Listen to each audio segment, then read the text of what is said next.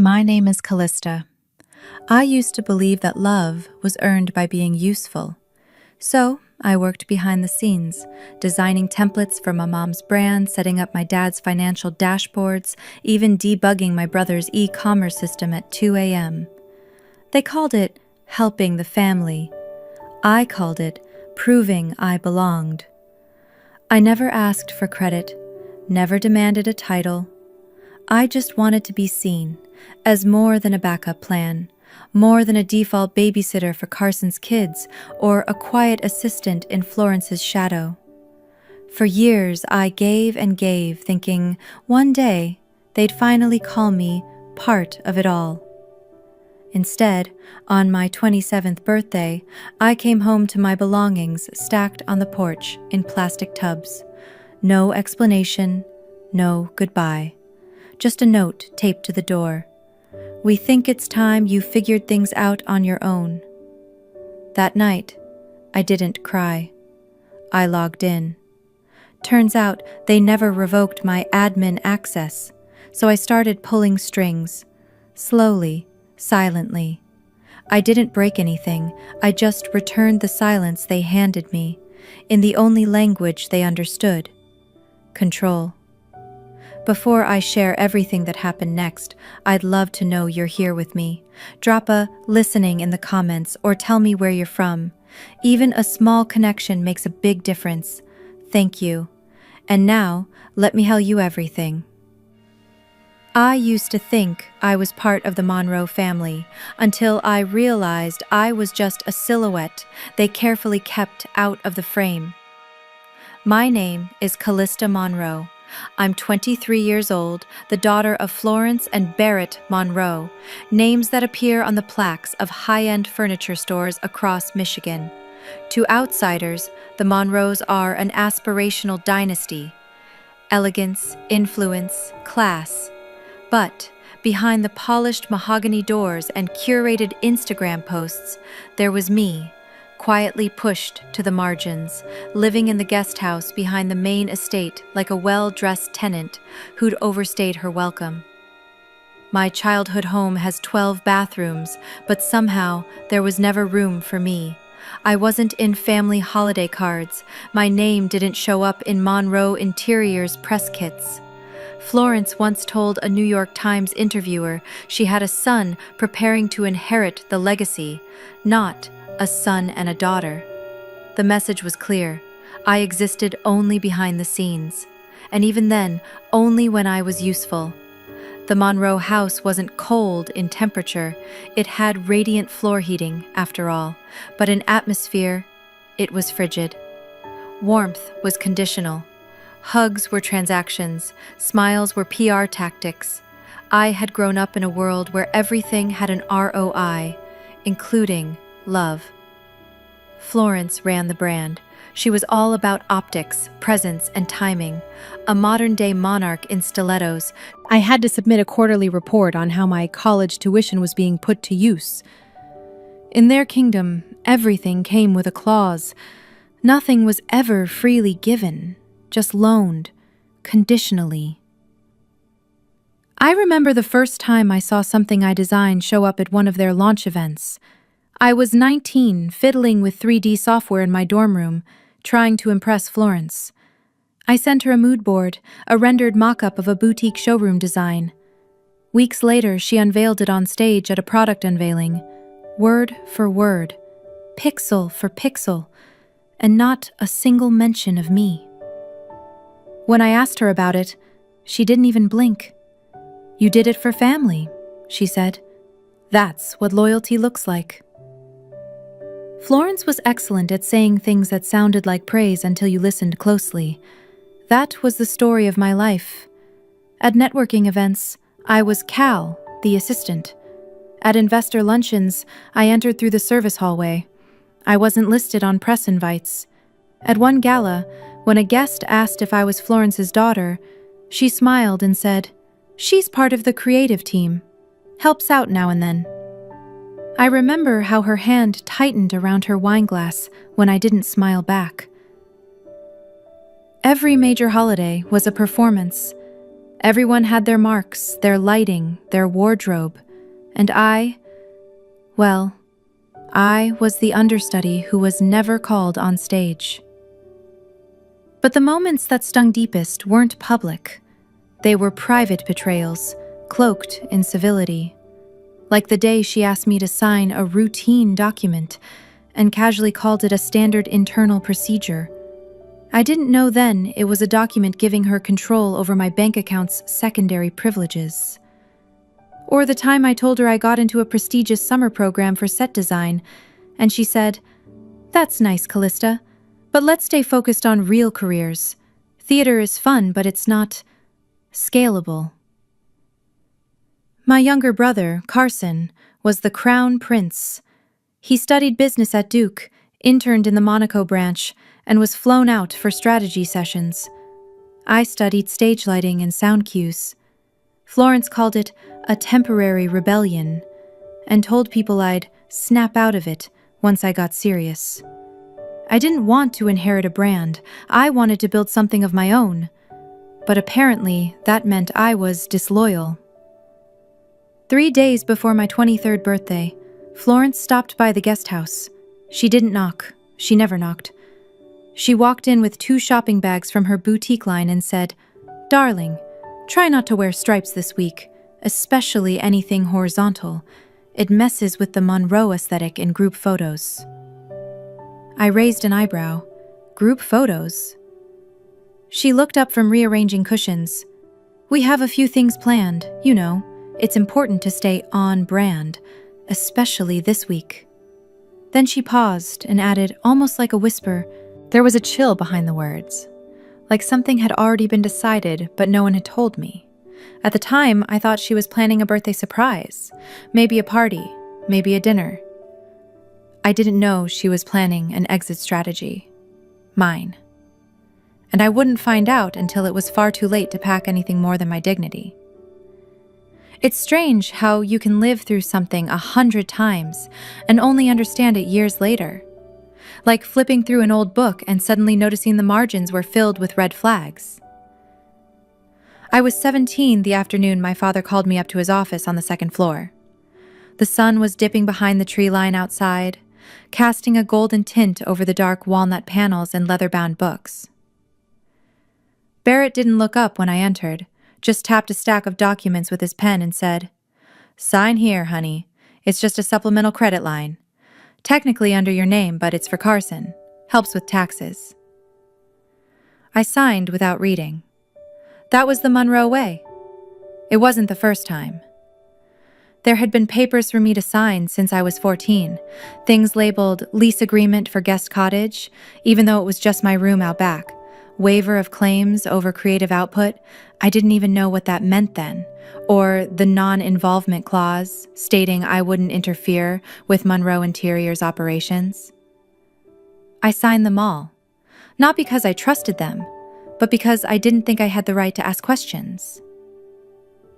The summer I turned 15, while other kids were lifeguarding or sleeping in, I was up by 6:30 a.m., clocking into the flagship store downtown. Inventory runs, cleaning display units, unloading deliveries. No paycheck, no lunch breaks. When I asked Florence if I could at least earn store credit, she gave me that slow, condescending smile and said, "You need to understand the value of work before you start demanding rewards, darling."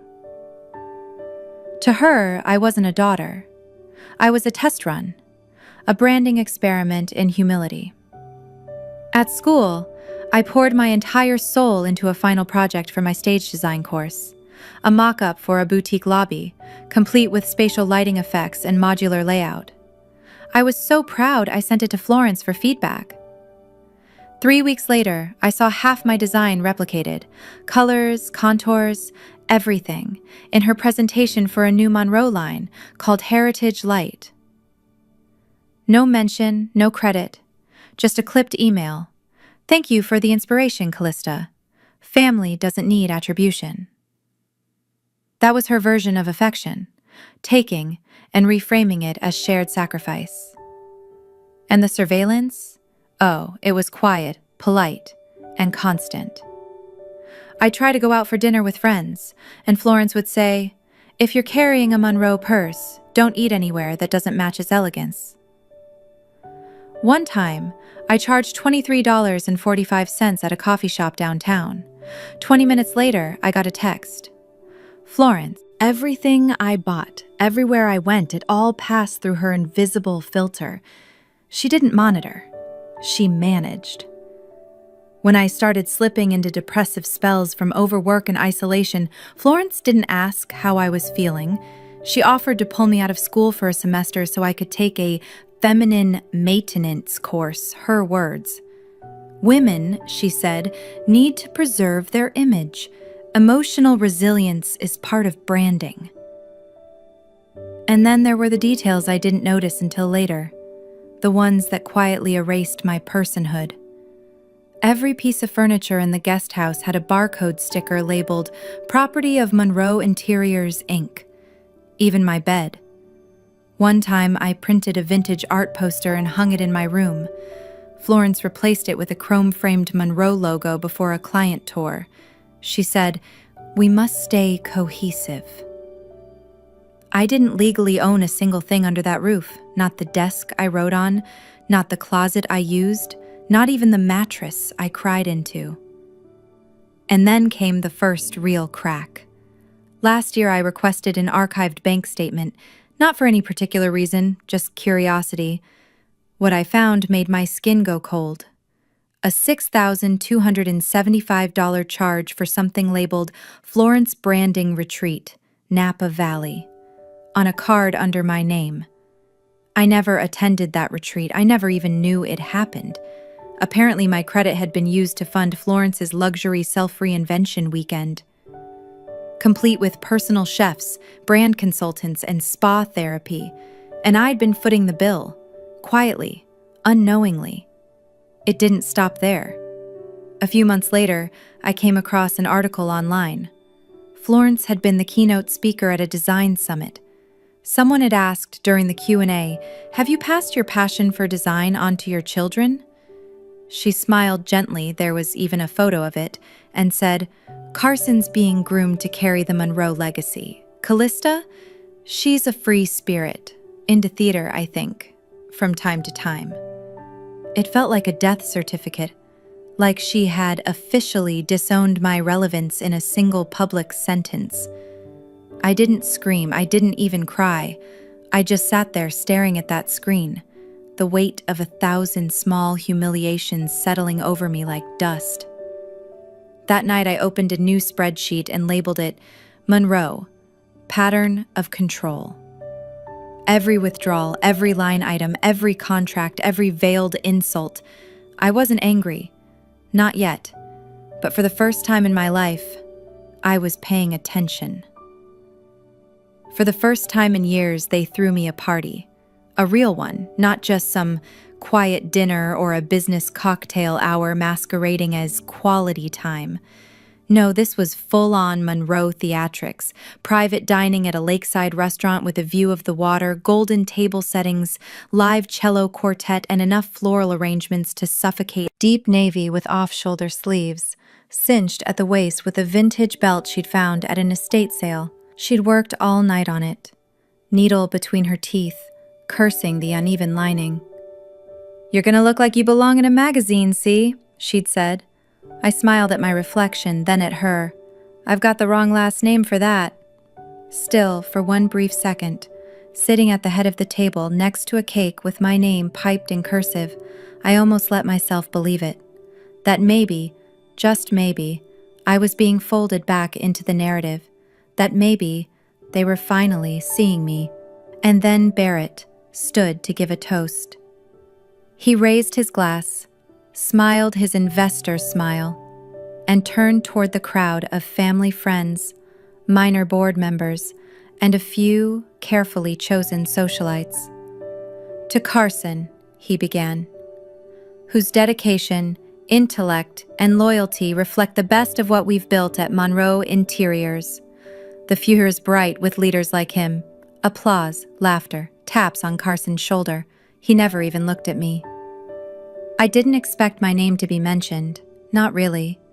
But something in me, A worn-down hope I hadn't managed to kill still flickered, waiting. When nothing came, I took a sip of champagne to wash it down. It tasted like metal. After dessert, Florence leaned in and said softly, "Come with me for a second. I'd like to talk." We walked outside into the cool night. Her heels clicked sharply on the gravel as we made our way to the parking lot. I followed her to the back seat of the town car, where Barrett was already waiting, tablet in hand. No happy birthday. No, how are you enjoying the night? Just business. Barrett swiped through a few screens before turning the tablet toward me, a PDF file titled Monroe Financial Optimization 2024. I blinked. He pointed to a highlighted line. Item 3. Terminate supplemental card number 002. Callista Monroe, ROI insufficient. Then another. Item 5. Guest house residency termination, effective Sunday. Note, minimize PR conflict, RE Carson's image. My mouth went dry. Florence sat back with her hands folded neatly in her lap. We wanted to wait until after the celebration, she said smoothly, so tonight could still feel special. You're cutting me off? I asked, voice low. Barrett gave a slight nod, as if confirming a hotel reservation. It's time. We've covered your tuition this year, and frankly, that was generous.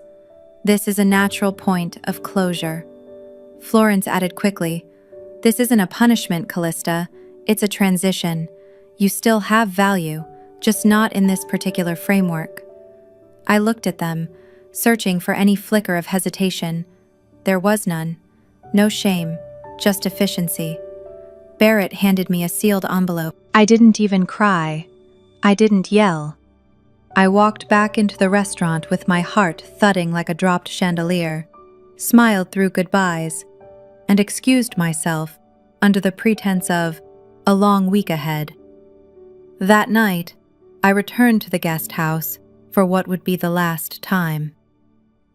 Rain began falling as I packed. Not dramatic thunder, just a steady, dispassionate drizzle. I shoved what little I owned into 2 duffel bags and a cracked rolling suitcase. Most of the furniture, of course, wasn't mine. Then something hit me. My laptop. The one Florence insisted I use when she wanted me to help manage family spending reports during the holidays. I powered it up. Same login, same interface. And there it was. I still had access to everything. Budget trackers, card routing systems, discretionary spending allocations. I had admin privileges. They'd never revoked them. Florence had always underestimated how much I paid attention. She thought she'd taught me obedience. What she taught me, without meaning to, was infrastructure. I looked around one last time. The walls were bare. The Monroe logo, once proudly hung near the doorway, now tilted crooked on its hook. Outside, a black sedan pulled into the driveway. Florence didn't get out. She rolled the window down halfway and spoke without emotion. "I think you need this time to learn what your true worth is, Callista. I hope you make the right choices. We'll be watching." I grabbed the keys to the old Jeep. Yes, the one they said would be retrieved shortly, and tightened my grip until the key dug into my palm. "I've made my choice," I said, staring straight at her. "And this time, I'm not asking for permission." The rain hadn't stopped, not even by morning.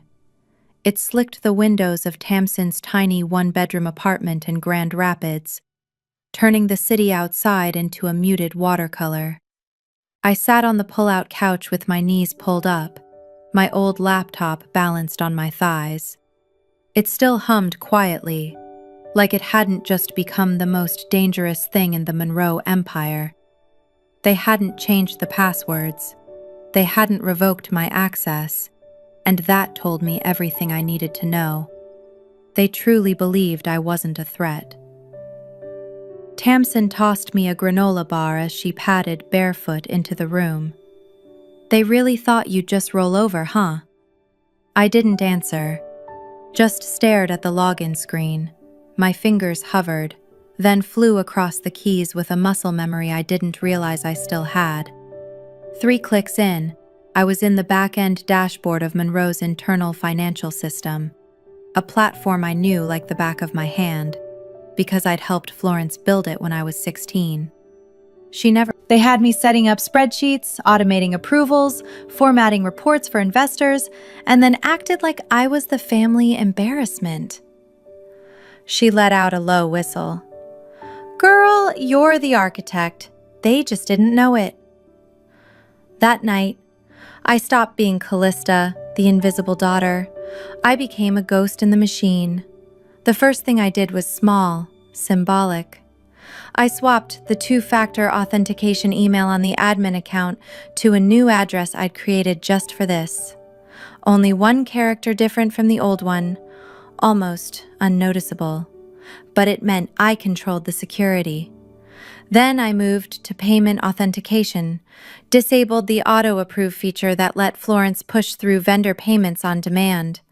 I inserted an extra verification step with a timer, something subtle enough to delay everything, but not trigger immediate panic.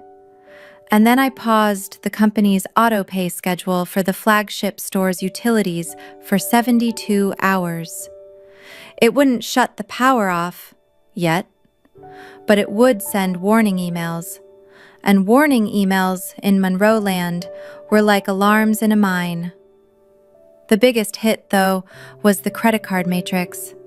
See, the Monroe family didn't carry their own personal cards. They ran on the company's business structure. Florence and Carson on high-limit subsidiary accounts, all filtered through the Monroe Interior's general ledger. And guess who had built the original routing structure for expense approvals? I did.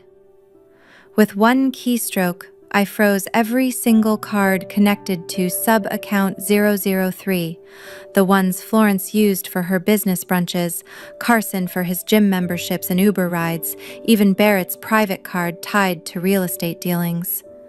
I didn't take a dime. I didn't touch the accounts. All I did was show them what chaos felt like.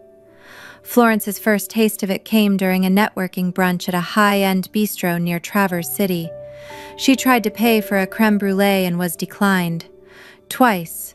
The waiter smiled too wide. The woman across the table, head of a rival firm, tilted her head curiously. Florence's fingers clenched around her phone as she pretended to have tech issues. Barrett's moment arrived when he tried to finalize a lease agreement for a new Chicago showroom and couldn't verify funds. The leasing agent was baffled. Barrett, apparently, was livid. And Carson? He called me. That was the best part. The bank had flagged suspicious activity on his card and told him they needed confirmation from the original legal signatory. That was me. I could almost hear the panic in his voice when he left the voicemail. Callista, it's Carson. Hey, so I guess some credit thing? The bank says you're, still on the file somehow? Could you, call them? Or me? Yeah, call. But they forgot I'd been in the engine room the whole time, formatting their ledgers, creating their slide decks, cleaning up Florence's presentations before investor calls. I was the one who'd color-coded their chaos. And now I knew exactly which wires to pull to make the lights flicker. Tamsin watched me work from across the room, eyes wide. "You're not even mad," she whispered. I wasn't. Rage burns out too fast. But cold precision? That lasts. I tore a page from her notepad, scribbled something, and taped it above the tiny desk in the corner of the room. "You created a system that silences people. Too bad I speak its language." The silence in Tamsin's apartment had a shape to it. Not empty, not peaceful. More like the pause before a dam breaks. I sat there, wrapped in an old hoodie, combing through archived folders, screenshots, old emails, receipts I'd saved without knowing why. The deeper I went, the clearer it became. This hadn't started with the birthday. It hadn't even started last year. The damage was old, worn in. A pattern carved into my skin long before I had the language to name it. I was 16 when Florence enrolled me in a public speaking course. I wasn't consulted. She handed me the brochure one morning at breakfast and said, "You'll need this if you're ever interviewed as a Monroe." There was no if about it, only when. I didn't know then that most of the interviews wouldn't include me at all. Around that same time, I started a detox meal plan Florence put together with a nutritionist. She taped a size 2 Monroe-branded cocktail dress to my closet mirror and said, "Visualize the goal, Callista." Whenever I gained weight, she'd swap in a smaller size, as if the smaller the fabric, the more I'd disappear into something she could finally mold. And then, one day, I got a call from the bank. They wanted to verify charges on a credit card, one I didn't even know existed. When I brought it up to Florence, she smiled tightly and said, "It's just under your name for convenience. Better you than some stranger." I was too young to know that convenience was code for control. In college, things escalated in quieter ways. I wanted to attend a stage design workshop out in New York, one that could have changed my entire career path. Florence refused to cover it, saying, "It's not aligned with family development goals." But when I offered to take on a part-time job to pay for it myself, she told me that was ungrateful energy. Instead, she had a different idea. "Stay home this summer and help me with the Monroe Spring 2022 launch visuals. You're good with colors." I said yes, because that's what I was trained to do. And I watched as my sketches were turned into pitch decks, the same layouts being credited to Monroe's creative team, with Florence's name at the helm. Then came the Tulsa incident. Roughly a year ago, the company's branch in Tulsa had a $2,800 discrepancy in its monthly expenditures. I had helped assemble the budget spreadsheet, but Florence was the last to edit it before it went to accounting. Still, when the red flags came up, she called me into her office and handed me a pre-drafted email, a full acceptance of fault, and a promise to review my processes more carefully. "You're keeping the company's name clean," she told me, like that was supposed to be noble. That was when I started saving everything. The biggest gut punch came when I searched my name through the Monroe HR system and came up empty. Nothing. No records of employee contributions, no acknowledgments in project reports. Not even a line in the company newsletter's anniversary edition. It was as if I had never existed. When I was useful, I was Florence's artsy daughter. When I started asking questions, I became a guest who overstayed her welcome. And still, I questioned myself. Still, I wondered if maybe I was being dramatic. But tonight, staring at those documents, all those receipts of silence and reshaped truth, I wrote in the corner of my notebook, "I'm not crazy. I'm not weak. I was trapped in a system most people call family." They hadn't just rejected me on my birthday. They'd been erasing me for years. It started with a DM I almost didn't open. "Hey," the message read, "saw the spring 2025 mood board Monroe just teased. Looks awfully close to that draft you sent me back in 2021. Same color story, even the skylight concept." It was from Ellie, a freelance stylist I'd worked with briefly on a student project years ago. I hadn't talked to her in ages, but the second I clicked the attached image, my stomach dropped. There it was, my design, my exact lighting angles, my notes about layering pastel tones against reclaimed wood paneling. It hadn't just been stolen, it had been slightly reworded, polished, and paraded around under the label, Florence's creative team. My hands shook as I scrolled through Monroe's latest campaigns. The more I looked, the more I found. 12 maybe more, of my original concepts repackaged and published. The Monroe Mentorship Program was actually based on a community workshop I pitched during sophomore year, down to the talking points. The document I sent as a class capstone had been stripped of my name and recast as a Monroe Legacy Initiative. But this wasn't just theft, it was erasure. Digging through the Oregon Public Business Registry, I discovered something that turned my blood cold. I had once been listed as a co-founder for a Monroe satellite venture in Portland. Only briefly, the paperwork showed that my name had been attached for about 6 months until it was legally removed due to unavailability and career misalignment. Filed by Florence Monroe. She didn't even tell me. She just deleted me off the map like I was a glitch in her blueprint. I didn't scream.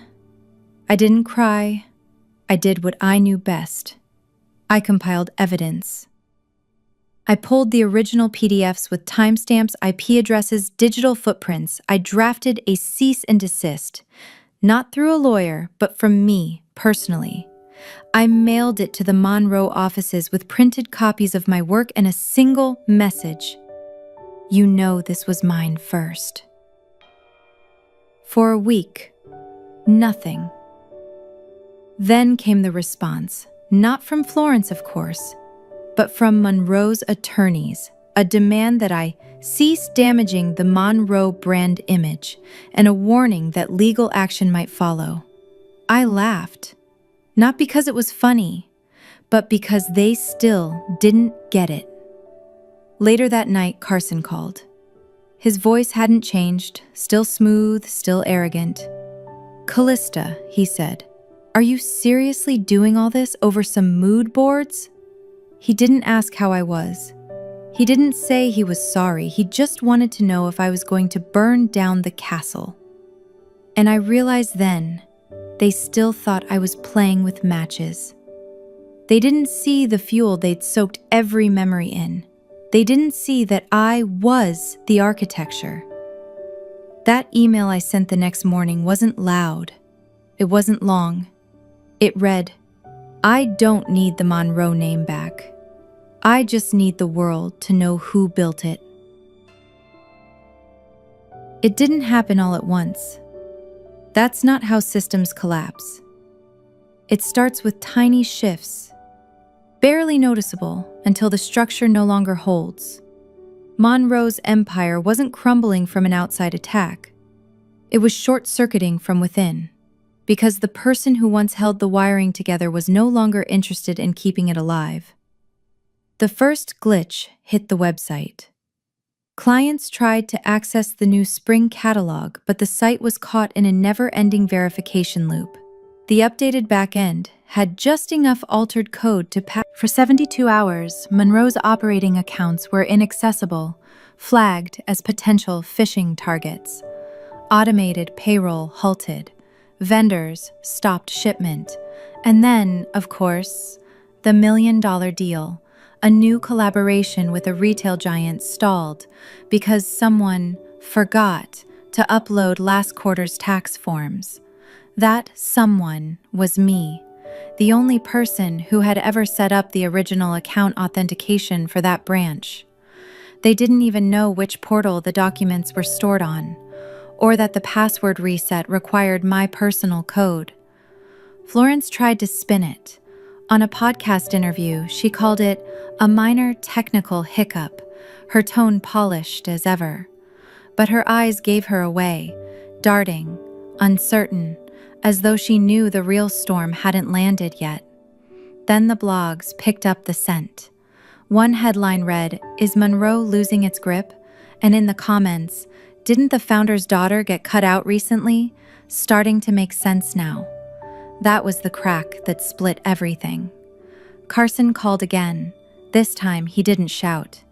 "Callista," he said softly, "I didn't know things were that deep. If there's any way to talk..." He trailed off. I didn't say a word, but I did read the anonymous email that landed in my inbox later that night. It came from a middle manager, someone I vaguely remembered from team retreats. "We know you wrote the CRM manuals. We know the workflows weren't Florence's. Thank you." It wasn't vindication, but it was something. Florence, meanwhile, stumbled on live TV. At a press briefing, she tried to reclaim control, saying, "No one in my family studied the arts. Monroe's creative vision has always been mine and Carson's." Unfortunately for her, the internet doesn't forget. A former assistant dug up an old photo, my handwritten annotations on early Monroe sketches, my name clearly noted, Callista's revision approved by Mom. Within hours, the hashtag began trending, #WhoBuiltMonroe. That evening, I stood outside the indie theater where I worked lighting for small productions. The air was brittle, clouds threatening snow. My phone buzzed. "Miss Monroe," said a polished voice. "Mrs. Florence would like to propose a private reconciliation. Not legal, not public, just family." I didn't say anything, because for the first time in my life, I wasn't waiting for an invitation. I was the decision. The invitation arrived formally through legal language masked as sentiment. To resolve the misunderstanding within the family, it read, to restore unity without litigation. They chose a sterile conference room in a Detroit law firm, neutral ground, but still theirs. I showed up wearing the gray utility jacket my mother once called janitorial chic. She hated how it made me. Barrett gave a courteous nod, but his eyes didn't meet mine. "Callista," Florence began, that soft, weaponized voice in full swing. "We're family. We've built something meaningful, and we'd like to find a place for you again, something real, something earned." Barrett added a proper role this time, full title, salary, creative freedom. I let the silence stretch long enough to let the illusion breathe, then slowly unzipped my bag and placed a thin folder on the table. First, a printout of the credit card they opened under my name when I was 16. Then, metadata records from the original files, mood boards, design schematics, lightscaping blueprints, each one time-stamped months before their public launches. And finally, a printed email, Florence's tracked edits to the original Women in Creative Business proposal, where she deleted my name and replaced it with hers.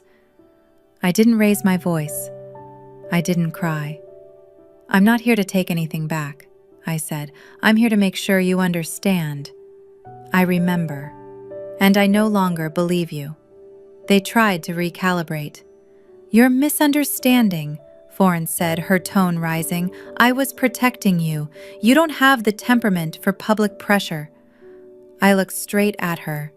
"No," I said. "You didn't want me to outshine you. You wanted a puppet that looked good in photos and stayed within the silhouette you stitched together. But I learned how to cut the strings." Barrett's hands fidgeted with his pen. I gathered my folder, my voice calm. "I'm not destroying this family. I'm just choosing not to keep pretending it's still a home." And then I walked out, into the Detroit winter, into a future I had finally chosen. There was an email in my pocket, an offer letter for a full-time lighting design role at the same theater I had quietly interned with last spring. My phone stayed silent. No alerts from Monroe's legal team, no apology emails, no demands. Just one notification at the top of the screen. "Your contract has been approved. Welcome aboard." In her small office at the theater, Callista sat quietly in front of her laptop. She navigated through system after system, old logins, back-end access, dormant admin panels. Each one she shut down. She deleted her OTP tokens, removed herself from Monroe's CRM links, and severed the last tie to their Instagram ad controls. A final message popped up. "Are you sure you want to revoke admin control?" She didn't hesitate. Yes. She unfollowed her mother's profile, her brother's updates, and the Monroe home account. Then she deleted an old folder of design drafts, ones she'd once saved as evidence. She paused, whispered to herself, "I don't need to prove anything anymore. I'm building something new." Later that week, a former Monroe assistant messaged her. Florence wanted to make a deal. If Callisto would please stop placing me in it. That same afternoon, she signed her full-time contract at the theater. The director asked, "You've worked with big names. Why us?" She smiled. "Because you let me be myself. No conditions." She passed by a shopping center and noticed a towering Monroe billboard. Florence and Carson smiled down from it. Callista didn't stop. She kept walking. For the first time, her absence wasn't about being excluded. It was her choice. Morning sunlight streamed through the arched window. Callista brewed her coffee slowly, by hand, just as she had during long rehearsal nights. On her desk sat the official letter. She was now the lighting director for the upcoming theater season. Her name was printed clearly. No Monroe attached, just Callista. She placed the letter into a wooden frame and smiled. It wasn't flashy, but it was hers. That evening, Tamsin showed up with a homemade birthday cake, 3 layers, colored gray, red, and blue. Icing across the top read, "To the girl who rewrote her name." While cleaning up, Callista accidentally knocked over an old picture frame. Inside was the photo from her 16th birthday, the only time she'd ever been placed in the center of a Monroe family portrait. She stared at it for a long moment. Then gently she removed the photo. In its place, she inserted the lighting sketch from her first indie performance, the one she designed alone, name signed at the bottom corner. She didn't throw the photo away. She just made space for something new. Looking out into the quiet evening, she exhaled and thought, "I used to wait for someone to recognize me, to call me worthy, to choose me. But I don't need that anymore. I wasn't left behind. I walked out. And I didn't disappear. I became." Sometimes freedom doesn't come from winning the fight. It comes from realizing you no longer need to prove anything to those who refused to see you. Healing isn't loud. It's quiet. It's waking up one day and knowing that your worth doesn't live in someone else's version of your story. You get to rewrite it on your own terms, in your own voice. If this touched you, let me know in the comments. I'd love to hear your thoughts. Don't forget to follow and subscribe to hear more stories like this one.